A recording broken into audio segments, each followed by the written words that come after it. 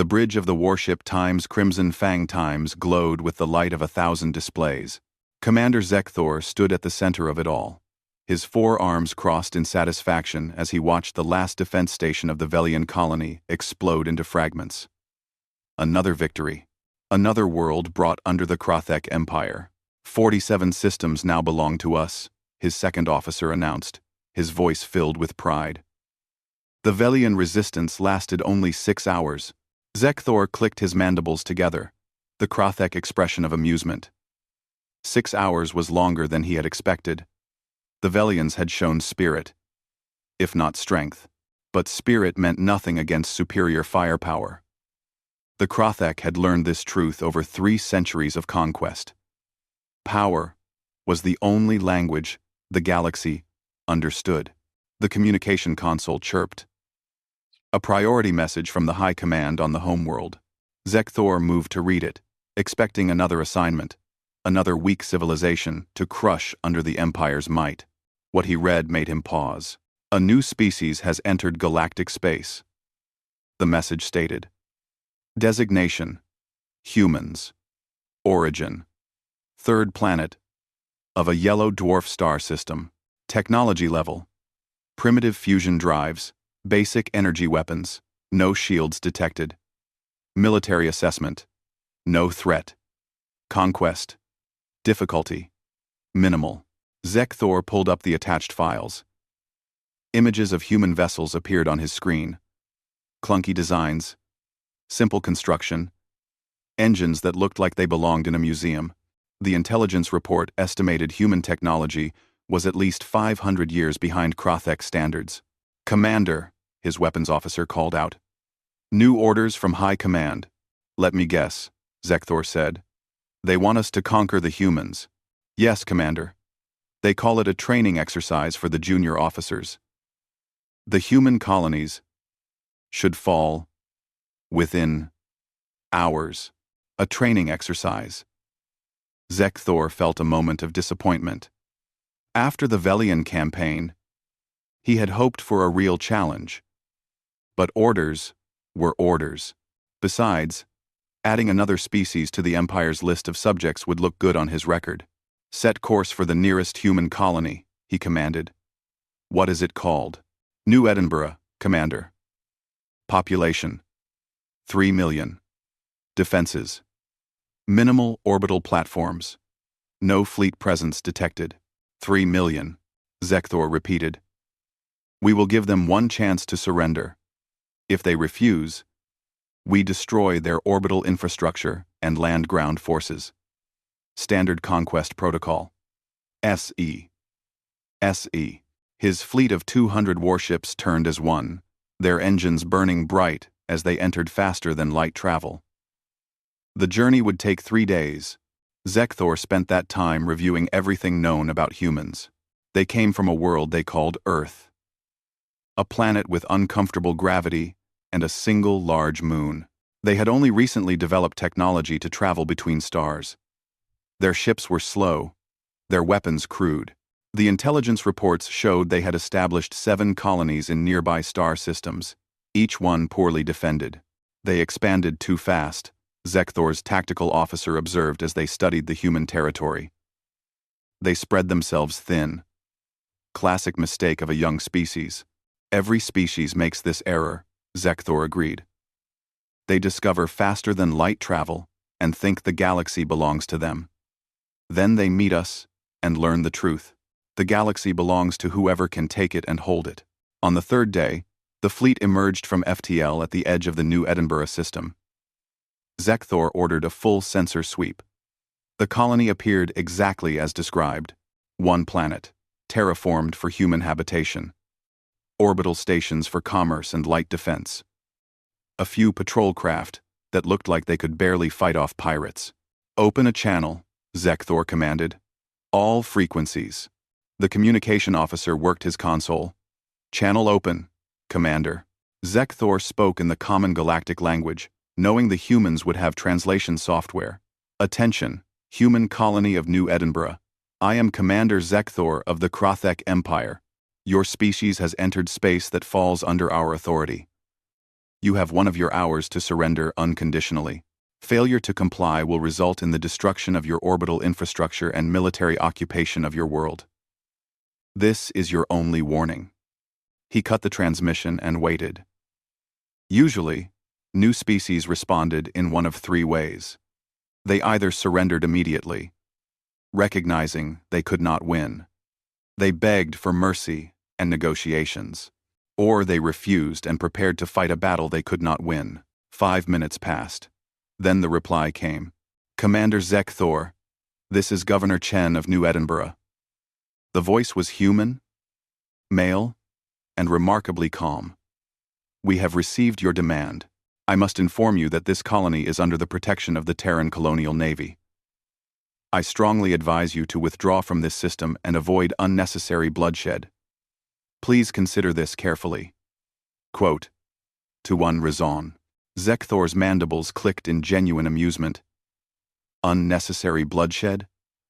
The humans spoke as if they had a choice in the matter, as if their primitive defense platforms could challenge 200 Krothek warships. The human refuses, his second officer said, stating the obvious. Then we proceed as planned, Zekthor replied. Target their orbital stations. Destroy them. Leave the planet intact for now. Once they see their defenses fall, they will surrender. The fleet moved forward in perfect formation. The Krothek had done this hundreds of times before. The dance of conquest was familiar, almost boring in its predictability. The human defense platforms opened fire first, primitive railguns and missile launchers. The projectiles bounced harmlessly off Krothek shields. In response, plasma cannons from 50 warships fired simultaneously. The orbital stations vanished in balls of superheated gas. But something was wrong. Commander, the sensor officer said, uncertainty in his voice. The human civilian vessels are evacuating the stations, but they are not panicking. They are moving in organized patterns. No chaos. No disorder. No. Zekthor studied the displays. The officer was right. Human ships were pulling away from the doomed stations in perfect coordination, as if they had practiced this exact scenario. Where was the fear? Where was the desperation?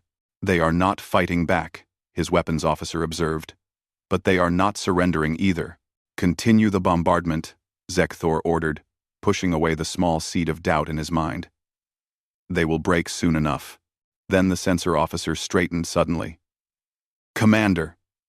New contact emerging from behind the planet's moon. Single vessel. Size. Commander. It is enormous. 3 times the mass of our flagship. Zekthor turned to stare at the main display. A single ship was approaching them. As it cleared the moon's shadow, his sensor suite struggled to analyze it. The hull composition was unknown. Energy signatures were off every scale. And it was moving fast. Far too fast for something so massive. That cannot be a human ship, his tactical officer whispered. But as the vessel came closer, a transmission signal identified it clearly in human language and galactic common. TCNS times, Indomitable Asterisk. Terran Colonial Navy. Destroyer-class battleship. Destroyer-class, Zekthor thought. That massive ship was classified as a destroyer? For the first time in his long military career, Commander Zekthor felt something he had not experienced in decades. He felt doubt. The human battleship moved through space like nothing Zekthor had ever seen. Its hull was dark, almost black, and seemed to absorb sensor beams rather than reflect them. The ship's design was strange, angular, and aggressive, with weapon ports that looked far too large for any reasonable ship of that size. Full sensor analysis, Zekthor commanded, trying to keep his voice steady. I want to know everything about that vessel. His sensor officer worked frantically at his console. Commander, our sensors are having difficulty penetrating their hull. The material composition is unknown. Energy signatures are. They do not match any known power system. The readings suggest output levels that should be impossible for a ship that size. Nothing is impossible, Zekthor said. but his confidence sounded hollow even to himself. It is just one ship. We have 200. The communication console activated. A human face appeared on the main screen. Female, with dark hair pulled back in a military style. Her uniform was neat and professional. Her expression was completely calm, as if facing a fleet of 200 warships was a normal occurrence. "Commander Zek Thor," she said in perfect galactic common. "I am Captain Park G1 of the Terran Colonial Navy Ship Times Indomitable Asterisk. You have attacked a colony under Terran protection without provocation. This is your only opportunity to withdraw your fleet from this system peacefully. I suggest you take it." Zek Thor felt his anger rise. How dare this human speak to him as if she held the superior position? He commanded 200 warships. She had one vessel, no matter how large it was. "Captain Park," he replied, putting emphasis on her lower rank. "I am a commander of the Krothek Empire. I do not take suggestions from primitives who barely know how to cross the space between stars. Your vessel is outnumbered 200 to 1. I will give you the same offer I gave your colony. Surrender, or be destroyed." Captain Park's expression did not change. There was no fear in her eyes. No uncertainty. Just a cold, professional assessment that made Zek Thor's skin crawl. "I see," she said quietly. "Then you have made your choice. The responsibility for what happens next falls entirely on you." The transmission cut off. "Arrogant human," Zek Thor's second officer muttered. "She thinks one large ship can fight our entire fleet. All vessels," Zek Thor broadcast to his fleet. "Target the human warship. Concentrated fire on my mark. We will show these humans what happens when they challenge the Krothek Empire." 200 warships adjusted their positions, weapons systems charging, plasma cannons heated up. Missile batteries loaded their warheads. Every gun in the fleet pointed at the single human vessel. "Mark!" Zek Thor shouted. The space between the fleets lit up like a newborn star. Plasma bolts, energy beams, and hundreds of missiles streaked toward the Time's indomitable asterisk. It was enough firepower to crack a moon, enough to vaporize a fleet, enough to end any battle before it truly began. The bombardment continued for 30 seconds. When the energy dissipated and the explosion clouds cleared, Zek Thor expected to see debris, expected to see the broken remains of the human ship tumbling through space. The Time's indomitable Times hung in space, completely undamaged. Not a single scratch marked its hull. Its shields had not even flickered. The entire bombardment from 200 warships had accomplished exactly nothing. "Impossible," someone whispered on the bridge. Zek Thor was not sure who spoke. Maybe it was him. "Sensors," he barked. "What happened? Did we miss?" "No, Commander," the sensor officer replied, his voice shaking. "All weapons struck the target, but their shields absorbed everything. The energy just disappeared. Our weapons did not even register on their defensive systems." Zek Thor stared at the display screen. His mind raced, trying to understand what he was seeing. This was not possible. No shields could withstand that much firepower without at least showing some effect. Unless human technology was not primitive at all. The communication console activated again. Captain Park's face reappeared. Her expression had not changed. She looked disappointed, like a teacher watching a student fail a simple test. "Your turn is over," she said calmly. "All ships, evasive maneuvers," Zek Thor shouted, but he knew it was too late. The Times. Indomitable Times fired a single weapon. Just one. A railgun turret on its forward section glowed briefly, then launched a projectile faster than Zek Thor's eyes could track. The tungsten penetrator crossed the distance between ships in less than a second. It struck Zeke Thor's flagship dead center. The shields, the same shields that had protected the Time's Crimson Fang Times through dozens of battles, simply ceased to exist. The projectile punched through the armor like it was paper. The massive warship shuddered, then split in two, cut cleanly down the middle by the force of impact. Zekthor felt himself thrown against his command chair. Emergency alarms screamed. Half the bridge crew was dead, sucked out into space when the hull breached. Emergency force fields snapped into place, barely holding the atmosphere in the command section. "Damage report," he shouted over the chaos. "The ship is destroyed, Commander," his second officer said, his voice hollow. "We are only alive because we are in the armored command section. Life support will last maybe 2 hours." Zekthor pulled himself up and looked at the displays that still worked. The rear half of his flagship was tumbling away. Engines dead. Trailing debris. The forward section, where he now stood, was drifting powerless. But that was not what made his blood run cold. The human battleship had not moved. It simply floated there, waiting. It could have destroyed his entire fleet with that first shot, if it wanted to. It had the power, the precision, the technology. But it chose to fire only once. It was sending a message. A very clear message. The humans could have killed them all, but they chose mercy. They chose to show restraint. They chose to prove their superiority without committing mass slaughter. "Commander," the communication officer said weakly, "the rest of the fleet is requesting orders." What orders could he give? Attack? They had just seen what happened. Their weapons could not touch the human ship, and it could destroy them, one by one, with ease. Retreat? That would mean admitting defeat.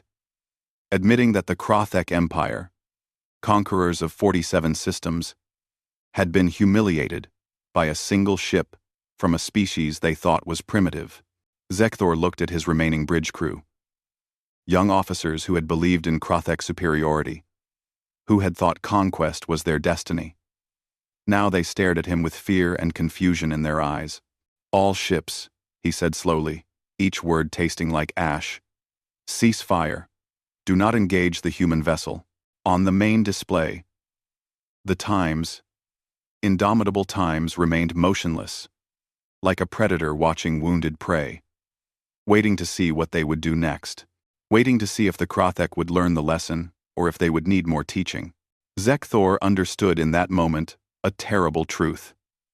The humans had not just entered galactic space. They had been watching, learning, preparing.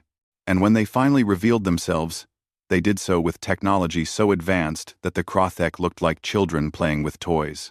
The hunters had become the hunted. And they had not even realized it until it was too late. Panic spread through the Krothek fleet, like fire through dry grass. Zekthor could hear it in the voices on the communication channels. His captains, veterans of dozens of battles, now sounded like frightened children. "Commander, what are your orders?" one captain asked, his voice high and tight. "Do we engage?" another demanded. "Can we retreat?" a third pleaded. Zekthor had no answers. His flagship was cut in half. His crew was dying around him, and the human battleship simply waited, like a patient teacher, allowing students time to understand their mistake. Then some of his captains made their choice. 5 ships broke formation and turned to run, their engines burning at maximum power as they tried to reach the edge of the system where they could jump to faster than light speed. "Fools," Zekthor muttered. Did they really think they could outrun that monster? But the Times, indomitable Times, did not pursue the fleeing ships. It remained motionless, its weapons silent. Captain Park was letting them go. Why? The answer came to Zekthor like a cold blade to the heart. She was letting them escape so they could tell others what happened here. The humans wanted witnesses.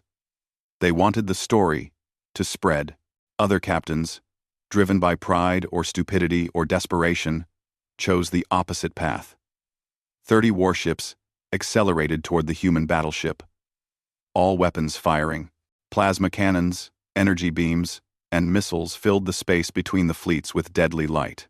The Times, indomitable Times, began to move. It did not dodge. It did not weave. It simply glided forward. shields absorbing every hit without effort.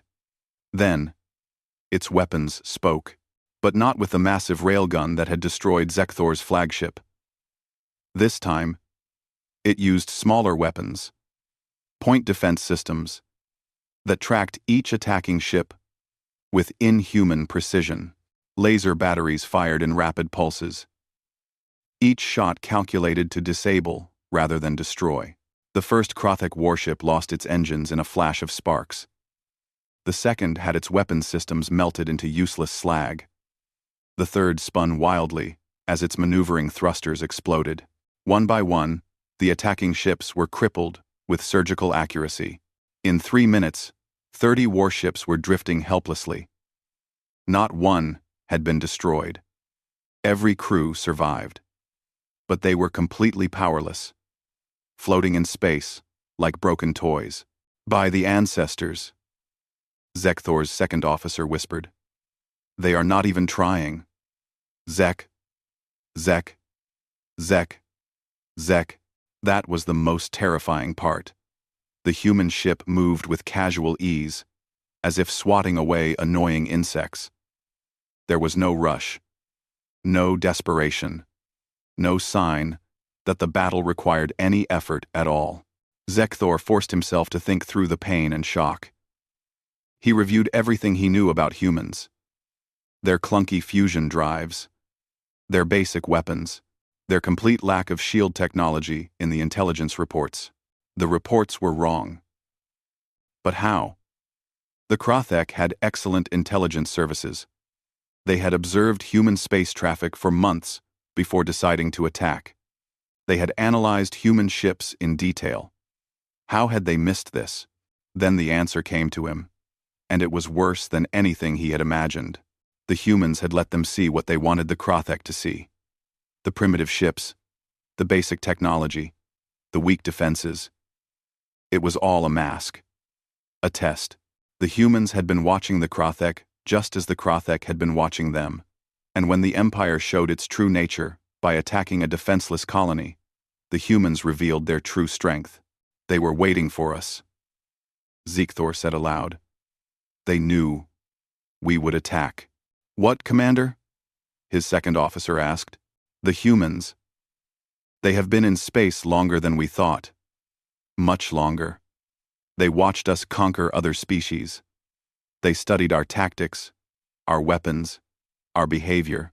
They knew we would see them as weak, knew we would attack. And they prepared for exactly this moment. It made horrible sense. Humans had not entered galactic space because they just invented faster-than-light travel. They entered because they decided to reveal themselves, and they had built their military not to fight what existed in the galaxy, but to fight what might exist. What could exist. They had prepared for threats that did not even exist yet. And in doing so, they had become more powerful than anything that did exist. The communication console activated.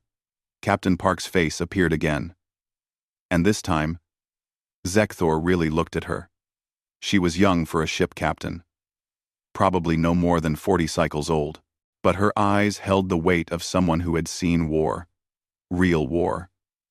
Not the easy conquests the Krothek were used to, but hard, brutal fighting. Commander Zekthor, she said, I am going to explain something to you. Please listen carefully, because your life and the lives of your remaining crews depend on understanding what I am about to say. Zekthor said nothing. What could he say? The Times Indomitable Times is a destroyer-class vessel, Captain Park continued. It is one of 12 ships of this class currently patrolling this sector of space. We have 400 such vessels in active service across Terran colonial navy. Above destroyers, we have cruisers. Above cruisers, we have battleships. Above battleships, we have dreadnoughts. Each class is larger and more powerful than the last. She paused, letting that information sink in. My ship carries a crew of 800. We have been in service for 5 years. In that time, we have never fired our main weapons at another living being. Today is the first time. Do you understand what that means? Zekthor did understand. It meant humanity had such overwhelming power that they never needed to use it. Until now. Until the Krothek forced their hand. Your intelligence reports told you humans were primitive, Captain Park said. They were not wrong. Exactly. 20 years ago, we were where your reports indicated. But humans learn fast. We adapt. We improve. And most importantly, we prepare. Another pause. Zekthor watched several more of his ships drift helplessly past the view screen. Their engines destroyed. Their weapons silent. Humanity spent 5 centuries fighting each other, Captain Park explained. We perfected the art of war on our own world. We built weapons that could end all life on our planet. We almost destroyed ourselves 3 times. Eventually, we learned that strength without wisdom is suicide. Power without restraint is extinction. She leaned forward slightly, her eyes hard. When we entered galactic space, we saw species like yours, conquerors, empires built on subjugation. We watched you crush the Velians, the Taurans, the Hikari. We debated whether to make contact or remain hidden. Then you attacked New Edinburgh. We wanted, Zekthor said quietly. I know, Captain Park replied. That is why we let you come here. That is why we did not destroy your fleet the moment you entered this system. We wanted to send a message, Commander, not just to you, but to every species in the galaxy who thinks conquest is strength. Zekthor looked around his broken bridge, at his dead crew, at his ruined flagship. Your message, he said bitterly, is received. Good, Captain Park said. Now we are going to rescue your surviving crews. We will provide medical treatment to your wounded. We will repair your ship's life support systems. Then you are going to return to your empire and tell them exactly what happened here. They will want revenge, Zekthor warned. The Empire will send more ships. Captain Park's expression did not change. Then we will send more messages. As many as it takes for the lesson to be learned. This is what mercy looks like, Commander Zekthor. Remember it, because you will not receive it twice. The human rescue operations began within the hour. Zekthor watched from the dying command section of his flagship as small craft emerged from the Time's indomitable asterisk. They were sleek and fast, moving with the same confident precision as the battleship itself. Commander, his communication officer said, the humans are hailing us. They are offering medical assistance. Accept it. Zekthor said. What choice did he have? His life support would fail soon. His wounded crew would die without help. Pride was a luxury he could no longer afford. A human shuttle docked with the command section. The airlock opened, and 3 humans in protective suits entered. They moved carefully, scanning for dangers, checking atmospheric conditions. When they removed their helmets, Zekthor saw they were young, barely adults, by Krothek standards. Commander Zekthor? One of them asked. He wore medical insignia on his suit. Why? Zekthor asked. Why help us? We attacked you. Medic Chen looked at him with an expression that was hard to read. Pity? Sadness? Because leaving you to die would make us no better than you. Come on. Let us get your people to safety. The humans worked with impressive efficiency. They set up portable life support units, treated the wounded with medicines that worked faster than anything Krothek medical science possessed, and repaired critical systems on the damaged ships. They did not gloat. They did not mock. They simply worked. Professional. And focused. 2 hours later, Zekthor found himself aboard the Time's indomitable asterisk, walking through corridors that made his flagship look like ancient history. Everything was clean, organized, and humming with power. Human crew members passed him with barely a glance, as if having an enemy commander on their ship was routine. He was escorted to a briefing room. Captain Park waited there, sitting at a conference table with a holographic display floating above it. She gestured to a chair. Please, sit, she said. Can I offer you water? Your species can drink our water, according to our biological database. Zekthor sat slowly, his body aching from injuries. A human crew member brought him a container of water. He drank, expecting it to taste strange. It was just water. Clean and cool. "You have a biological database on us," he said. "How long have you been studying the Krothek?" 3 years. Captain Park replied honestly. "We identified your empire as a potential threat when we first entered this region of space. We studied your conquest patterns, your technology, your culture. We learned your language. We know your history. Then you knew we would attack. Yes, the Krothek Empire has never encountered a weaker species without attempting conquest. You are predictable in that way." The words stung because they were true. Zekthor had spent his entire life believing the Krothek were superior, that their conquests were justified because they were stronger. Now he sat in a room on a human warship, rescued by the enemy he had tried to destroy, and realized how small his worldview had been. Captain Park touched the holographic display. Images appeared in the air between them. Zekthor recognized them. Earth, the human homeworld. "Let me tell you about humanity," Captain Park said. "Our planet is harsh, higher gravity than most life-bearing worlds.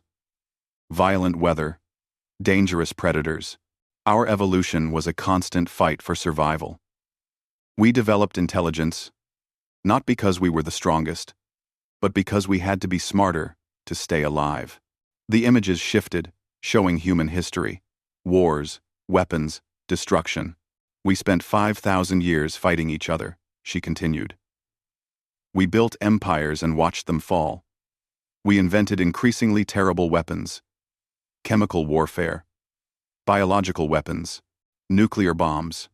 3 times in our history, we came within days of destroying ourselves completely." Zekthor watched cities burn in the holographic display. He saw mushroom clouds rising over human settlements. Millions dead in seconds. "We learned something from those experiences," Captain Park said quietly. "We learned that strength alone is meaningless, that victory without wisdom is just delayed defeat. We almost died because we could not control our own power." The images changed again, showing human ships. First primitive rockets, then better designs, then the fusion drives the Krothek intelligence had reported. Then newer ships, sleeker and more advanced. "When we developed faster than light travel, we debated for 10 years whether we should reveal ourselves to the galaxy," Captain Park explained. "We sent observation probes first, watched and listened. We learned about the species out here. The peaceful ones, the aggressive ones, empires like yours." "You were afraid," Zekthor said. "We were cautious," Park corrected. "There is a difference. We built our military assuming the worst-case scenario. We asked ourselves, what if there are species out there with technology far beyond ours? What if we encounter hostile forces we cannot defeat? How do we survive?" "Farm." "Asks, farm." She gestured at the ship around them. The answer was to build overwhelming capability combined with restraint. Every human warship is designed to fight enemies that do not yet exist. Our weapons can crack planets. Our shields can withstand star-level radiation. Our ships can travel faster and farther than anything we have encountered. Zekthor felt sick. The Krothek thought they were powerful. They thought their conquests proved their superiority. But they were just lucky. Lucky that they had not encountered a species like humanity before. Lucky that humans chose to hold back their full strength. "So why reveal yourselves now?" he asked. "Why not stay hidden?" "Because hiding forever is not living," Captain Park said. "And because we saw what your empire does to weaker species. The Velians, the Taurans, species that could not defend themselves. We debated intervention, but decided it was not our place to police the galaxy." She looked directly at Zekthor. "Then you attacked New Edinburgh, a civilian colony with families and children. You gave us no warning, beyond a 1-hour demand for total surrender. You destroyed our orbital infrastructure without provocation. You forced our hand. We thought you were weak, Zekthor said quietly. We know. That was obvious. But weakness is not an invitation for conquest. Vulnerability is not permission for violence. These are lessons humanity learned through great pain. Now, we must teach them to species like yours. Captain Park stood and walked to the window. Outside, space stretched endlessly, dotted with the drifting shapes of disabled Krothek warships. I am going to tell you something that is not classified, she said. The Times, Indomitable Times, is 5 years old. We have traveled to 20 star systems in that time. We have encountered 4 potentially hostile species. None of them attacked us because our show of force convinced them that combat would be pointless. Today is the first time in 5 years that I have fired my main weapons at another living being. She turned back to face him. Do you understand what that means? Humanity has built the most powerful military force in this region of space, and we use it primarily to avoid fighting. We win battles by never having to fight them. That is what true strength looks like. Zekthor thought about his career. 47 conquered systems, hundreds of battles, thousands killed. He had thought himself strong, but he had only fought those weaker than himself. What happens now? He asked. Captain Park returned to her seat. Now you return to your empire, she said. You tell them what happened here. You explain that humanity is not weak, not primitive, not a target for conquest. You tell them that we offer peace and cooperation to those who approach us with respect. And, if they do not listen, if they send more ships, Captain Park's expression became cold. Then we will destroy those ships, and the next ones, and the ones after that. Eventually, the Krothek Empire will realize that attacking humanity is suicide. The question is how many of your people have to die before that lesson is learned. 3 months passed before Zekthor stood before the High Council of the Krothek Empire. 3 months of repair work on damaged ships, long journeys home, and sleepless nights replaying the battle in his mind. 3 months of knowing that he had to deliver news that would shake the foundations of everything the Empire believed. The council chamber was ancient, built from stone quarried on the Krothek homeworld over 1,000 years ago. 12 high commanders sat in judgment, their faces showing barely concealed contempt. Zekthor stood in the center of the chamber, alone, waiting for them to speak. Commander Zekthor, the eldest council member began, his voice heavy with disappointment. You led 200 warships against a primitive human colony. You returned with 137 damaged vessels, 63 destroyed, and over 4,000 dead. Explain this failure. 2. Zekthor had prepared for this moment. He had practiced what he would say. But now, standing before the council, he realized that words would not be enough. Honored council, he said carefully. I must report that our intelligence regarding human capabilities was catastrophically incorrect. The humans are not primitive. They are not weak. They are the most technologically advanced species we have ever encountered. Silence filled the chamber. Then, one of the younger council members laughed. Advanced? They barely developed faster than light travel a year ago. No, Zekthor said firmly. They allowed us to believe they barely developed it a year ago. The truth is that humanity has possessed advanced technology for decades. They watched us, studied us, learned our tactics and capabilities. When we attacked New Edinburgh, we walked into a trap designed to teach us a lesson. He activated a holographic display, showing footage from the battle. The Krothek fleet. Firing on the Times. Indomitable asterisk. The complete ineffectiveness of their weapons. The single shot that cut his flagship in half. One human destroyer-class vessel defeated our entire fleet without sustaining damage. Zekthor continued. Their shields are impenetrable by our weapons. Their armor is stronger than anything we can produce. Their energy output exceeds our most optimistic calculations by a factor of 10. Then why did they not destroy you all? Another council member demanded. If they are so powerful, why show mercy? That, Zekthor said quietly, is the most important part of my report. They showed mercy because they wanted us to survive. To return home. To deliver a message. He looked each council member in the eyes, one by one. Humanity does not want war. They could have annihilated us. Instead, they disabled our ships, rescued our crews, provided medical treatment, and sent us home. Captain Park of the Times Indomitable Times told me directly that humanity uses its military power primarily to avoid fighting. They win by demonstrating that combat would be pointless. The eldest council member leaned forward, his expression thoughtful. You suggest we have encountered a species more powerful than ourselves, and that this species chooses restraint over conquest. Yes, honored elder. And I suggest that we learn from their example. The Krothek Empire has built itself on the belief that might makes right, that the strong should dominate the weak, but humanity shows us a different path. They are stronger than us, yet they do not seek to conquer us. Weakness. One council member spat.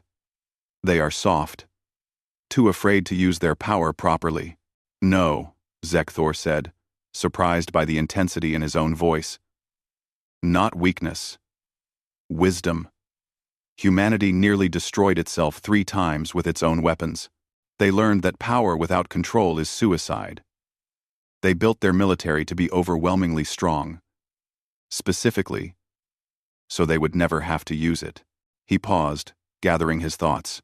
I have spent my life believing that conquest proves superiority. But sitting in the wreckage of my flagship, rescued by the enemy I tried to destroy, I understood something. True strength is not the ability to conquer. It is the ability to show mercy when you could destroy. Humanity defeated us by choosing not to kill us. The council chamber fell silent. Zekthor could see them struggling with his words. The Krothek Empire had existed for 300 years, based on one principle. The strong take what they want. Now he was suggesting that principle was wrong. Finally, the eldest council member spoke. What would you have us do, Commander? Surrender? Bow to these humans? I would have us open diplomatic channels, Zekthor replied. Humanity offers peace to those who approach with respect. They have technology we need, knowledge we lack. They could help us become better than we are. And if the Council decides to send a larger fleet to avenge this humiliation, Zekthor felt cold dread in his stomach. He had hoped it would not come to this. Then that fleet will be destroyed, he said flatly.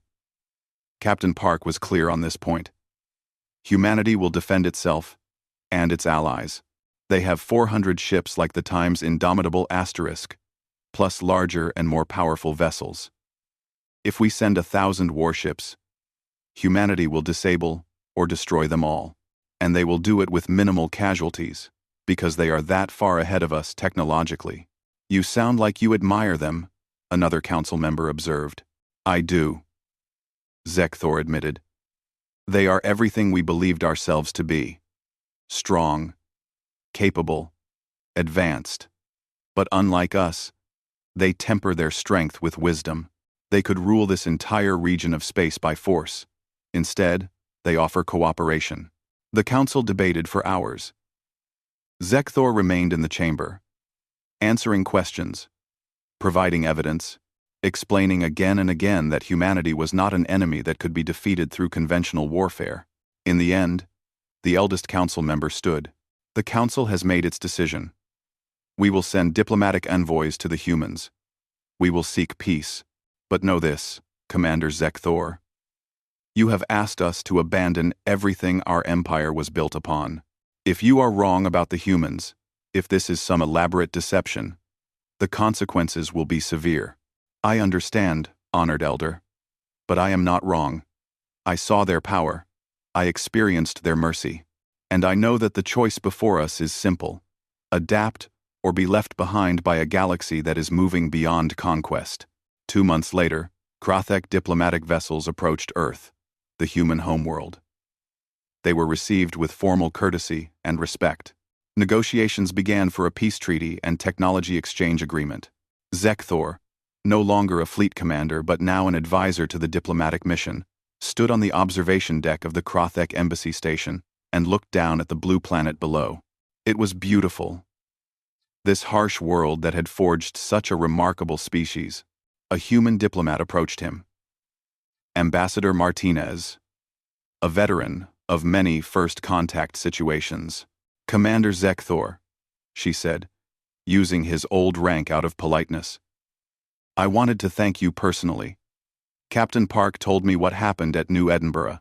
She said you showed wisdom in accepting the lesson rather than clinging to pride. I had little choice, Zekthor replied. Pride is expensive when facing opponents who can destroy you with ease. True. But many leaders would choose pride anyway. That is why we study history. Human history shows that empires built on conquest always fall. Either they destroy themselves from within, or they encounter a stronger force that destroys them. We wanted to break that cycle. Reezer. And so you built overwhelming power, then chose not to use it. Exactly. It is easier to maintain peace when everyone knows war would be pointless. We call it peace through strength with wisdom. Strength alone just leads to arms races and inevitable conflict. Zekthor thought about his empire. About the 47 conquered systems. About all the species forced into subjugation. About how much energy and resources went into maintaining control through fear and military force. I think, he said slowly, that the Krothek have much to learn from humanity. Not just technology, but philosophy. Purpose. We have been so focused on conquest that we forgot to ask why we were conquering. Ambassador Martinez smiled. That is a good first step. Acknowledging that there might be a better way. Who knows? Perhaps in a few generations, the Krothek Empire will be known not for the systems it conquered, but for what it builds in cooperation with others. Perhaps, Zekthor agreed. In space beyond the station, human patrol ships glided past on their regular routes. Destroyer-class vessels, just like the Time's indomitable asterisk, protectors of peace, symbols of power held in check. Zekthor thought back to that terrible moment 3 months ago, when his flagship had been cut in half, and he had stared at the human battleship in horror. In that moment, he had seen the future of the galaxy, not one ruled by the strongest military force, but one where strength served peace instead of conquest. The Krothek had seen a human battleship and understood their own destruction was certain if they continued their old ways. But they had also seen something else. A chance to become better, to join a galactic community based on cooperation rather than domination. It would not be easy. Old beliefs die hard. There were still voices in the Empire, calling for revenge, for one final attempt to prove Krothek's superiority. But those voices grew quieter each day as more evidence of human capabilities became known. Zekthor touched the window, looking at Earth below. A harsh world that had created a harsh people. But harshness had taught them the value of mercy. Struggle had taught them the importance of cooperation.